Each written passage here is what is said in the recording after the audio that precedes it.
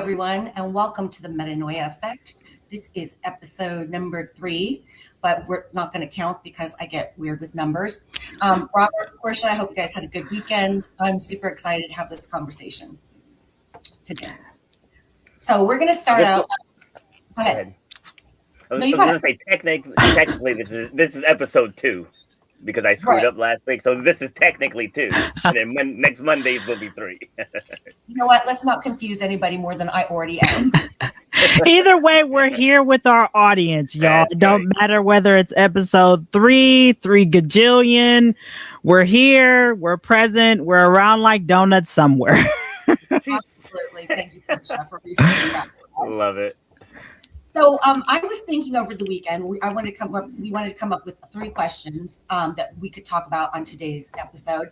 And I was in my kitchen thinking, I have this huge love of dogs. And anybody that knows me knows this. And I was thinking, I've heard people say in the past, oh my gosh, I got bit by a dog once. And so I'm scared of dogs. So I'm weird. I've literally gone to the hospital and had 60 stitches in my face and multiple hospital visits, breaking up dog fights. And I still keep bringing in more and more dogs. And I was wondering, what is it in me that doesn't have that same experience? Like, oh, I'm afraid of dogs now. It's like, oh, okay, that happened. So that was my experience. What is one experience in your life that could have closed your heart, but instead it awakened something deeper in you? And that's numerous experiences for me. Is like getting bit by dogs, having to be in the hospital, getting the stitches, and still loving dogs. And I never closed my heart. So Portia, can you tell us about a situation that you might have had in your life where you could have closed your heart, but instead it transformed you? Oh, that's a good one, because I could go into 2 stories, but I'm going to stick with my TV career because, Dawn, you know how much that experience devastated me. That was my dream. My dream was to climb the ladder at the news station I was at. And when that dream was deferred, I was done. I couldn't do anything creative anymore. I couldn't pick up a pen and write. Photography has been in my space since I was 9 when my mom bought me my first camera. Those of you remember Kodak, if it's still around. That was the first camera I had. And even doing photography, it just scarred me so bad. But what opened my heart again, Dawn, believe it or not, I give a special shout out to a mutual connection of ours, Miss Gail Flowers. Gail Flowers, who obviously, Dawn, used to produce your show before I did. She had a conversation with me one day. She said, Portia, I know that you're busy. I know that you have a lot on your plate, because at that time my mom was actively transitioning. She might have already transitioned by then. But she encouraged me. She said, Portia, do me a favor. We want to promote your show on my platforms. Can you go and shoot a 30-second commercial? No obligation, but I want to encourage you to do it. And I remember, Dawn, sitting in my room, and I had my camera equipment right there. And I said, I got some time. I can get up, run to the park, take my lavalier mic, shoot a quick commercial. And that's what I did. I went to the park, took my Nikon D5300 that I still have, my tripod, my lavalier mic, put on my favorite red leather jacket that's in my headshots that people ask me to buy all the time if they can get it. And I shot the commercial. I did 2 or 3 takes, no script or anything. And that adrenaline, that creative wheel, that seed that Gail planted for me was what I needed to step in to where I am today. Now I just got a new client today, believe it or not. And because I said yes, I think I needed that reminder of the gifts and the talents that I have, that one experience, because even Gail had a similar experience as me in TV. We were both at the same network at different times. And she would never even put it on her resume. She'd never even tell anybody that she worked there because her experience, again, scarred her. Where me, I needed someone to remind me. Dawn, you talk about reminding us of who we are, where we were. And I needed her to tell me that So that experience really changed the trajectory for me, Dawn, was Gail. Oh, she was an angel. She is Man, an angel. she was. Shout out to Gail Flowers. We miss you. We love you. Yes, yes. Robert, what about you? As I'm listening to Portia, like, God, there's so many avenues I could go here. There was so many things that have shaped me and molded me. But one of the biggest ones, of course, the knee story, being told I would never run or jump again, because I've met other people who had the injury that I had, that was their reality. And I decided to not adopt that, to not accept that diagnosis. Because in that moment, it could have completely changed the trajectory of my future had I just listened to that doctor, right? Had I just listened to the physical therapist and just did everything little by little. And again, not telling people don't listen to your doctor, don't listen to your therapist. I'm just saying this is what I did. And since that one surgery, I've had 7 others, and I've defied the odds in all of them. So how was that relevant? Right? The relevant is that we tend to put these limitations on ourselves. And we say, I'm not good enough for this, or I'm not smart enough for that. I don't have enough education for this. When in reality, you can do whatever it is you want to do. Like, I mentor people with PhDs and masters, and I dropped out of college. So using that experience there of someone with a PhD telling me that I'm never going to run or jump again. And I was like, we haven't even had the surgery. It's like, how do you know how I'm going to heal? Anyone that follows me on any platform knows I say all the time that the mind controls the body. So whatever you think, the body's going to respond accordingly. So if you think it's going to take you a year to heal, it's going to take you a year to heal. When I had my knee replacement in January, I said I'm going to be doing an obstacle race within 6 months. And my race is Saturday coming up, and which is almost exactly 6 months. It's like 6.5 months. And it's just one of those things. You can call it manifestation. You can call it speaking it into what do you call it? Speaking it into existence. You can call it the universe at work. You can call it God and faith. Whatever you call it, the outcome is the same. So I could have taken that moment. Whatever I focused on in that moment is what was going to come to play. And I chose to focus on defying those odds. Yeah. And, it's my mindset is so powerful. And I've heard a quote, if you think you can or you think you can't, you're right. You're right. Either way. Right. And so I think it's very powerful. And, what we think and what we tell ourselves. Now, there are certain things, right, that, that it's not going to apply to you, but the way we experience everything is going to shape how we feel about it. And our emotions, our energies in motion, right? And so they also fuel everything that we do every single day. So, Portia, I loved when you talked about the fact that devastation of having that dream like taken away from you, it literally stopped something inside of you from doing those things that you loved. And I love that Gail was able to reach you on that level. But I think we're given these skills and these talents and these loves and these desires for a reason. And so Gail was the moving factor to get you to realize that again. But had you not had that conversation with Gail, do you think that would have changed your trajectory, or do you think eventually you would have come back to that place?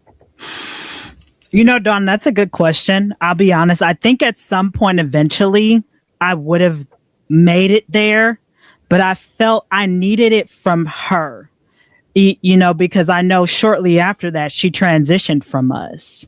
Right. And so that was, to me, the gift I needed from her.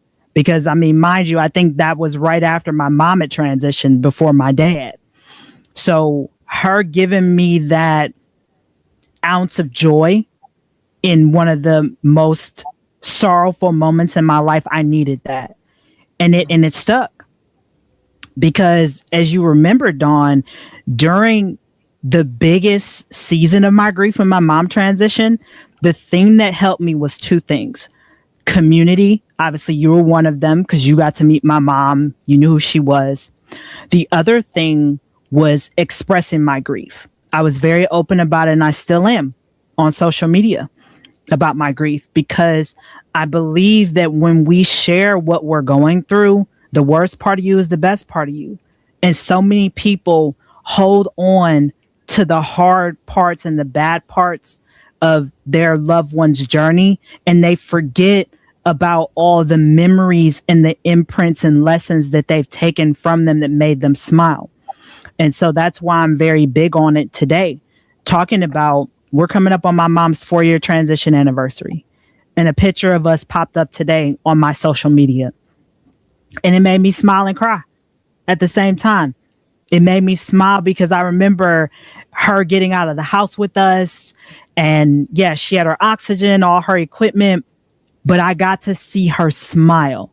I got to take her with us. We got to laugh again about the random people in our life. Dawn, you think I'm funny? My mom had a nickname for everybody in our family, and some of them were not very nice, but they were hilarious. Dawn, you know the story about my mom taking my granny to her appointments, and my mom would have to write her little notes so she wouldn't be insulting at the appointments, and she would read them out loud. So we would we would laugh at things like that. So to answer your question, I think Gail's words were what I needed in that time because I was open to receive. That's the thing that I've noticed with people who are grieving. They're open to receive something genuine and not platitudes. Where, yeah, I would have gotten there eventually, but I think in that season, that was what I needed. Yeah. Yeah. So the next question, and Robert, I want to start with you on this, is what did that experience teach you about who you are, what you value, and how you're meant to show up in the world? And I want to preface that with saying you talked in another episode about how you had a stutter when you were young, and you were scrawny and little and all those things. Were you always this person, or was it at that moment with the surgery that you realized how powerful your mind was? Ever since I was a freshman, remember the part of the story where the coach told me I didn't have what it took to be a high jumper? Like, that's what jump started it. So I got rid of the stutter, or I got the stutter under control, because every now and then it'll slip out now, but I have it under control. So that was maybe 2 years prior to that happening. So I was leading into that direction of increasing my self-belief and my self-confidence, my self-esteem. So when the coach said those words, it just flipped a switch in me. Like, not even about him. Like, I don't do things to prove other people wrong.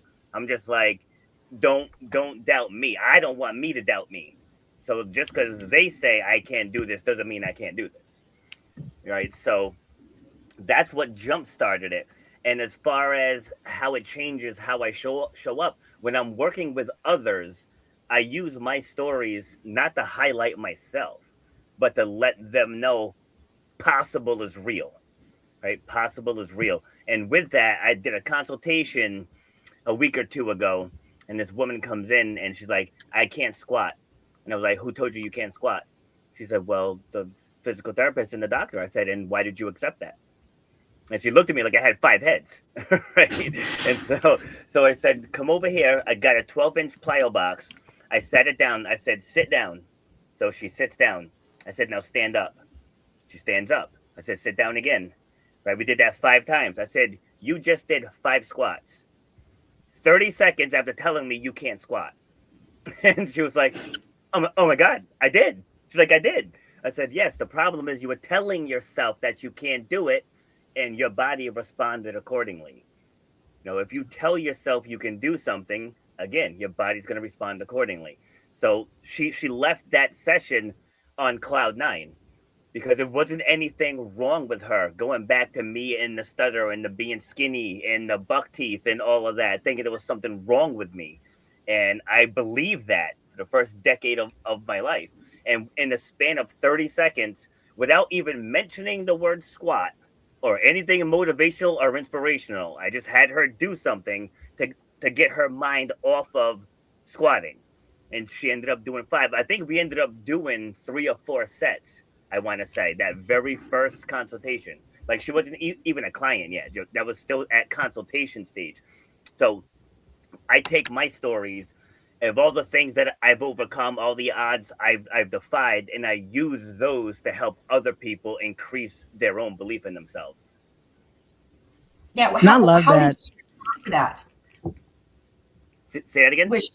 How did she respond to that? Did you see more confidence in her once she realized what she had just done?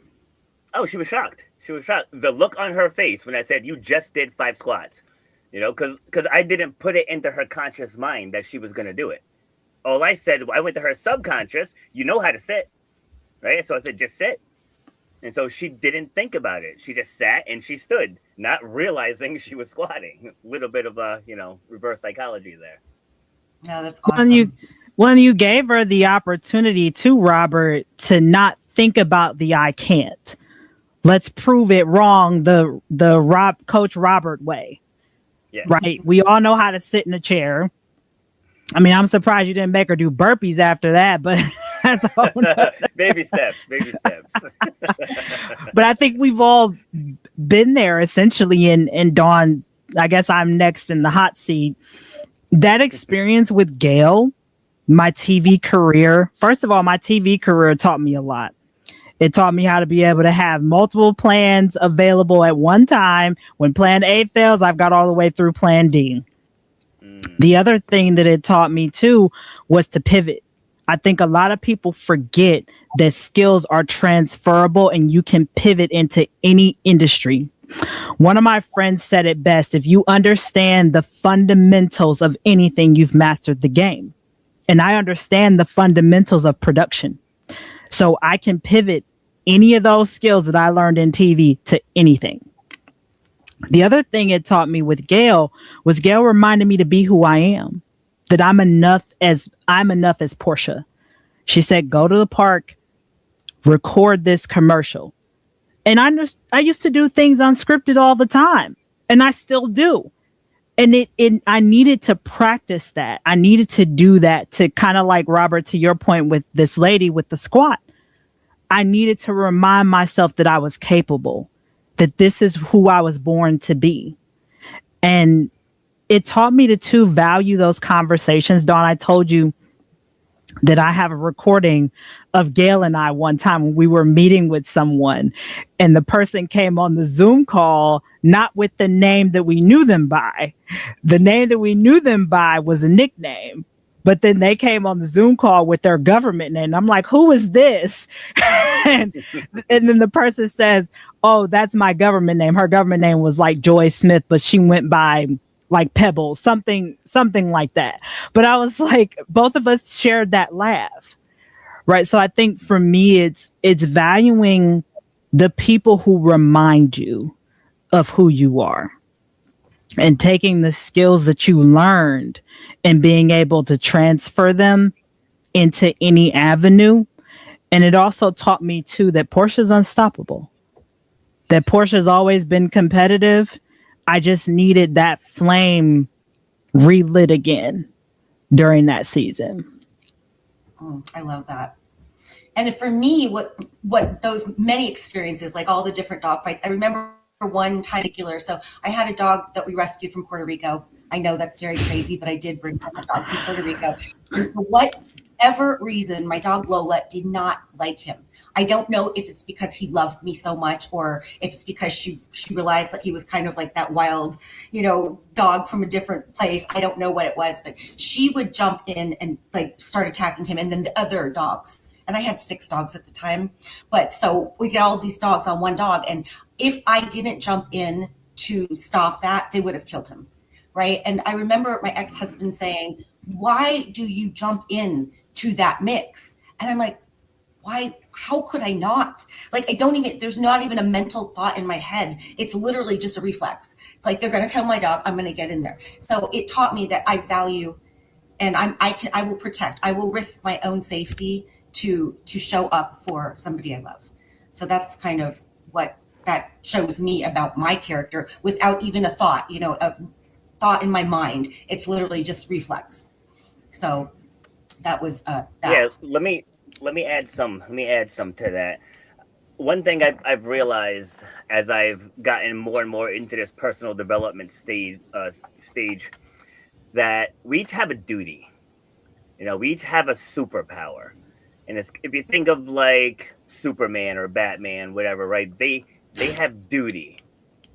So when things are going on, you have a duty to use your superpower. I'll just give a quick example. I was at an obstacle race. Now, I usually do these with my clients. So typically I'm in coach mode. Like the people who want to go fast, we let them go fast, and I stay back with the newer people and make sure everybody gets through everything safely. So I had the opportunity to run one solo. So I was like, all right, you know what? Let me push and see how fast I can get myself through this. Because I haven't done that in years. So I'm coming down the mountain to the final couple obstacles. I get to the rope climb. I go up and down, and then I only have a little stretch left. But there was a woman with her hands on the rope, and she was sobbing.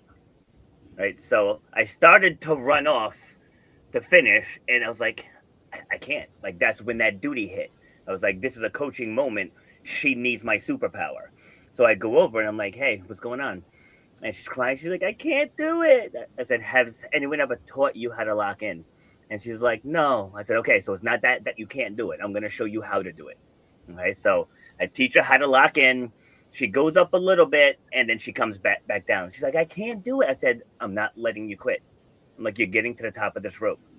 So she starts going. She gets about halfway, and she just like yells. And she's like, it hurts. I said, good, you're in pain. Now get the reward.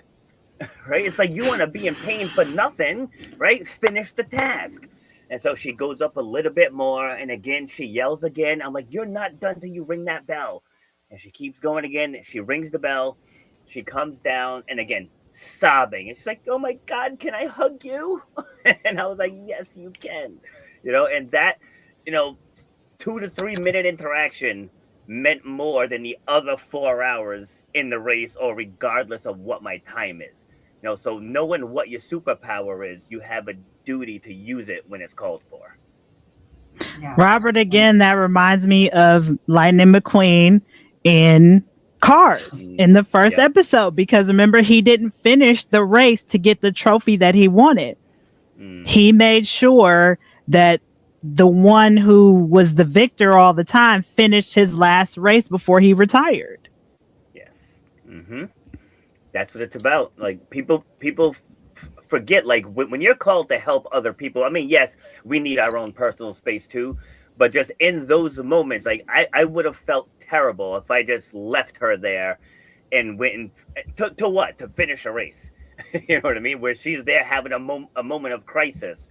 So I had to put that personal thing aside and tend to her. And she found me in the festival area afterwards, and she was like, thank you so much for that. Like, that's what it's about. That's Robert, mind you, that's the rope, right, that we had to climb up in gym class to reach the ceiling. Yes. Is that the same? Similar. These are a little thinner at Spartan Race, but similar. That's what I pictured too. Yeah, I'm thinking, is that the rope, the old one that you would play tug of war, and then you had to climb up and Yeah, the good old days. Well, and I think I love that, because that leads us into our last question for today. Where in your life have you become the person you once needed, and how is that now becoming love in motion? Portia, do you want to start, or Robert, do you want to? Either. I can start. Wait, so that should be you. Remember, the one who says it dealt it, so it should be you, Dawn. But no, I can go. I would say the person who Portia needed is showing up today. Because I remember at one point in my life, I wasn't putting Portia first. I wasn't selfish enough. And so me really taking the time to say, you know what, I don't want to take a client call today. Or sometimes I will late at night if someone calls me and I look at my phone and I'm like, man, I'm tired. But to your point, Robert, about the superpower, people call me because I'm a safe space for them. I listen. For example, the other day, I have several male friends who are fathers who have lost their only kid. And I remembered to wish them a happy Father's Day, because I don't want them to feel that the rest of the world has forgotten that they left an imprint on this world with their kid, no matter how long or how short of a time they had them. But most people don't go the extra mile, Dawn, like what we said. Most people would just bypass that.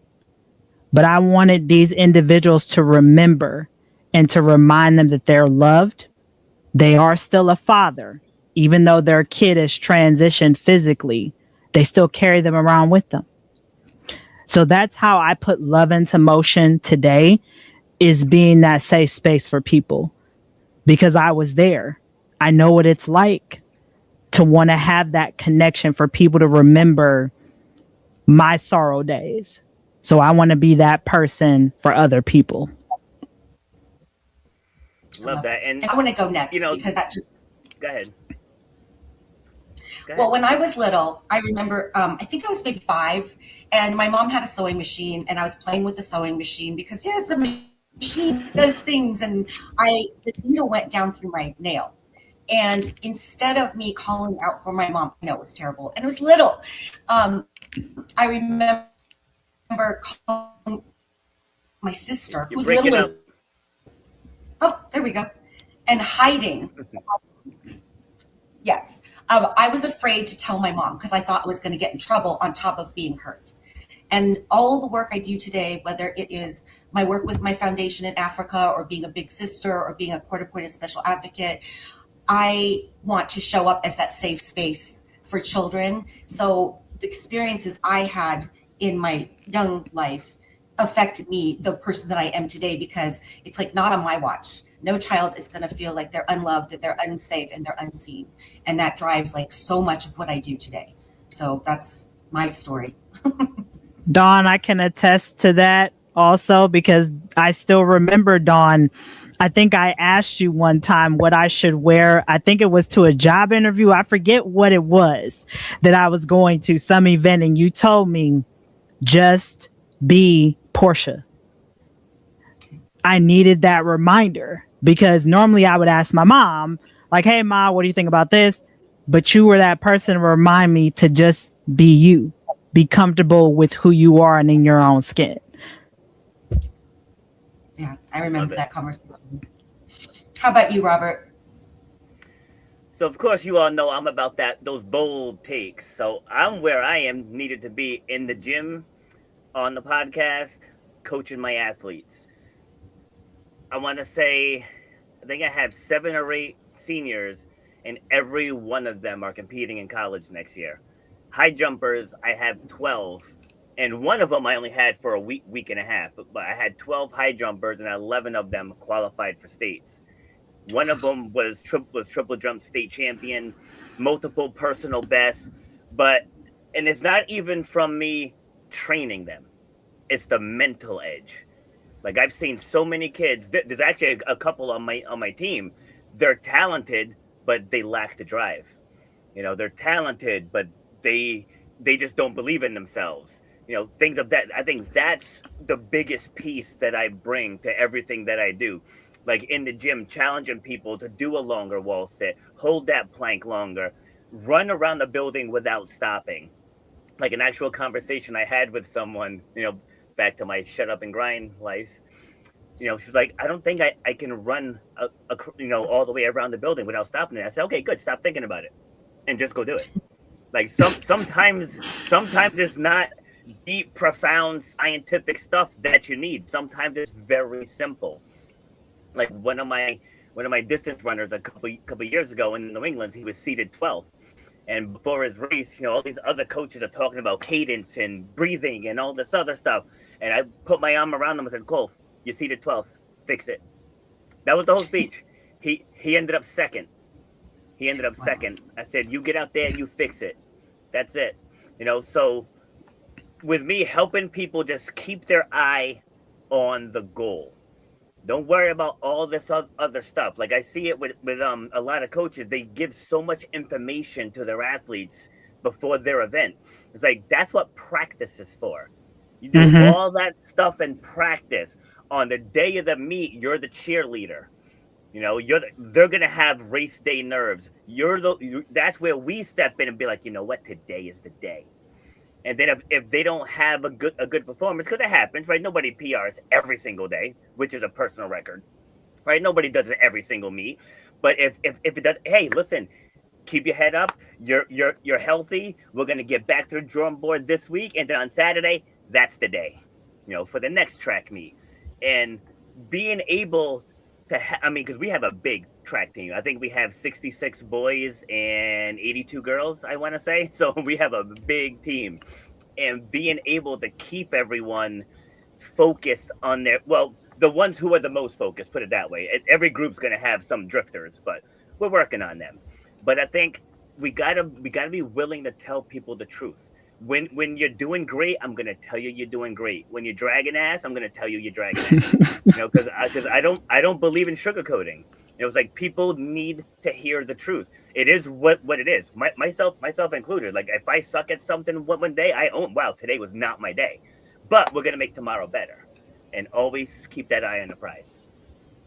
Oh, I love that.